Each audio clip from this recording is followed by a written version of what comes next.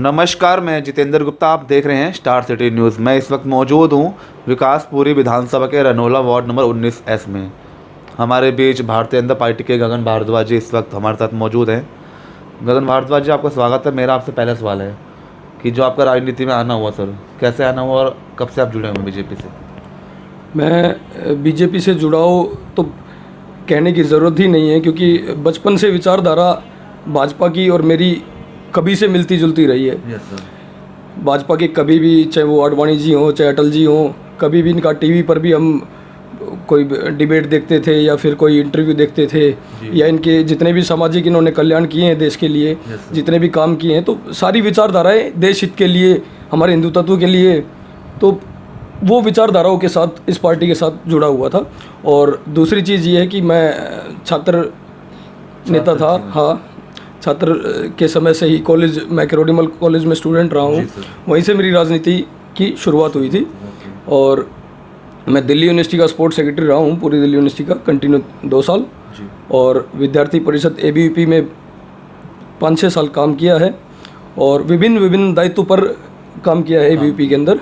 फिर उसके बाद दिल्ली प्रदेश युवा मोर्चा की टीम में रहा और फिर भारतीय जनता पार्टी की अभी मंडल की टीम में अभी लास्ट टाइम तक मंत्री के दायित्व पे पार्टी का काम देख रहा था जी। खंड प्रमुख भी रहा हूँ और अभी देखो पार्टी क्या काम सौंपती है, क्या दायित्व देती है, अभी कोई घोषणा हुई नहीं है। तो गगन जी, आपसे एक सवाल और कर लेते हैं। जैसे कि आपने देखा है कोरोना महामारी के दौरान जब 23 मार्च को लॉकडाउन लगा, उस समय आपने देखा काफ़ी प्रवासी मजदूर या जो भी गरीब वर्ग थे, काफ़ी उस समय कठिनाइयों का सामना उठा रहे थे। तो उस समय आपकी क्या सेवा रही? देखिए, सेवाएं तो अब पहली बात तो ये कि मुझसे पूछने से पहले आप यहाँ की जनता से अगर पूछते तो आपको सब कुछ स्पष्ट हो जाता आपके सामने कि किसने कितना काम किया है, किसने कितना नहीं। मैंने आपको दिखाऊंगा। मैं एक वीडियो भी अपलोड की थी, सब लोगों ने काफ़ी तारीफ़ भी की थी कि उसमें कुछ फैक्ट जो एक्चुअल जो चीज़ें हैं वो मैंने बताई हैं कि चुनाव के समय कितने लोग, कितने नेता उभर जाते हैं, कितने लोग पैसे वाले खड़े हो जाते हैं। कोई ये बोलता है मैं यहाँ से चुनाव लड़ूंगा, मैं वहाँ से ये कर लूँगा। मैं तो उचित नहीं समझता हूँ इन चीज़ों को, क्योंकि आदमी जब अपनी किन्हीं ज़रूरतों के लिए वो इतना पैसा दिखा सकता है, फूंक सकता है, और उसी पब्लिक का वो इस्तेमाल कर लेता है। कहीं बसें भरनी होती हैं, भीड़ इकट्ठी करनी होती है, धूप हो, गर्मी हो, किसी भी तरह का मौसम हो, वही गरीब लोग, वही मजदूर तबका जो है, जो इस महामारी के समय जो जूझा है, वो आपसे और मुझसे छुपा हुआ नहीं है। इस पूरे देश की जनता को पता है। तो ऐसे समय में भगवान ने जितना मुझसे करवाने की कोशिश की, मैंने किया। कंटिन्यू 1.5 महीने मैंने भंडारा जो है, मैं तो भंडारा ही शब्द यूज़ करूँगा, मैंने कंटिन्यू 1.5 महीने, और मैं खुद उनके साथ वहीं खाना खाता था। सर, आपकी अपनी सुरक्षा क्या थी उस समय? मेरी सुरक्षा ये थी कि वहाँ मैंने सैनिटाइज़र वगैरह सारी चीज़ें रख रखी थी, सबके लिए रख रखा था। और पब्लिक को भी मैं बार बार अनाउंस करता था कि जिसके मुंह पे मास्क नहीं होगा उसको खाना नहीं मिलेगा। दूसरा, मैं ग्लव्स वगैरह, मेरी जो भी टीम, जो मेरे यार दोस्त, मेरे भाई और जो साथ में लगे हुए थे, जो खाना बनाते थे, चाहे वो हलवाई हो, कोई भी हो, प्रॉपर ग्लव्स वगैरह, मास्क वगैरह हम लोग कंटिन्यू रखते थे। सर, रनोला वार्ड आपका लगता है 19 नंबर, यहाँ की क्या क्या बेसिक समस्याएँ हैं? समस्याएँ तो देखिए, अब नालियाँ हैं, गलियाँ हैं, कई जगह ऐसी हैं जहाँ अभी तक नहीं बनी हैं। अब अलग अलग चीज़ें हैं, विधायक के पास जाते हैं, विधायक बोलता है काउंसलर के पास जाते हैं विधायक, तो वो एक दूसरे के ऊपर टालने वाली चीज़ें हैं। तो जिसके कारण कार्य नहीं हो पा रहे थे आपके रनोला वार्ड में। पानी सीवर की व्यवस्था कैसे है यहाँ की? पानी सीवर तो पानी तो ठीक आता है। ठीक है। सीवर सर, यहाँ की जो ओवरफ्लो होते हैं कुछ?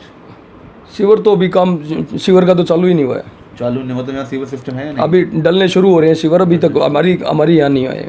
तो सर, MCD चुनाव को लेके हम बात करते हैं, 22 में चुनाव है जी, तो क्या इस बार रुझान देखने को मिल सकता है?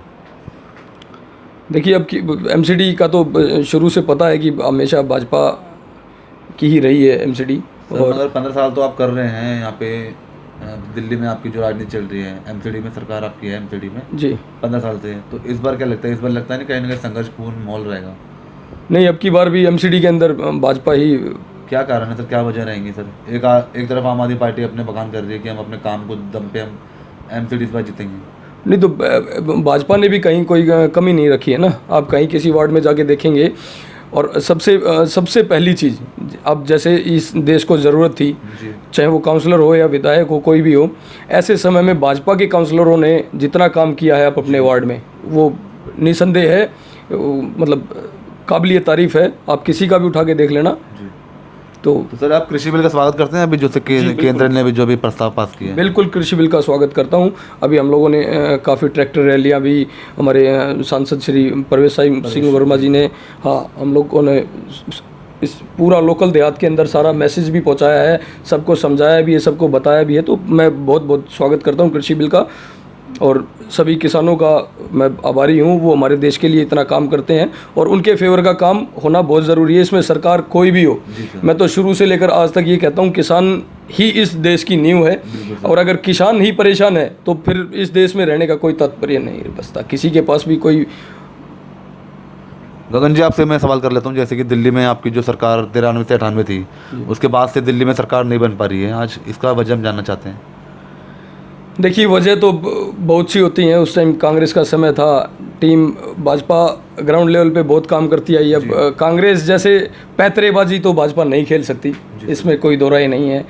झूठ वाला विषय ले लो या किसी भी तरीके से ले लो, वो पैतरेबाजी नहीं आती। तो वो सीधी सीधी बात, अब जैसे सेंटर के अंदर मोदी जी चल रहे हैं, काम कर रहे हैं, तो लोगों को पता है, दिख रहा है, और वो आने वाले कल में भी आपको पता है कि भाजपा की ही सरकार रहनी है केंद्र के अंदर भी। तो रही बात दिल्ली की, तो दिल्ली अब की बार दिल्ली भी दूर नहीं है जी। बिल्कुल तय है बनना। बिल्कुल सर आप चुनाव लड़ेंगे आने वाला भविष्य नगर निगम चुनाव में, अगर पार्टी या समाज आपको उतारती है यहाँ से, तो आप यहाँ से इच्छुक हैं चुनाव लड़ने के लिए? देखिए, सबसे पहले तो मेरा समाज है। अगर समाज चाहेगा तो मैं समाज का सेवक बनना पसंद करूँगा और समाज के लिए काम करना पसंद करूँगा।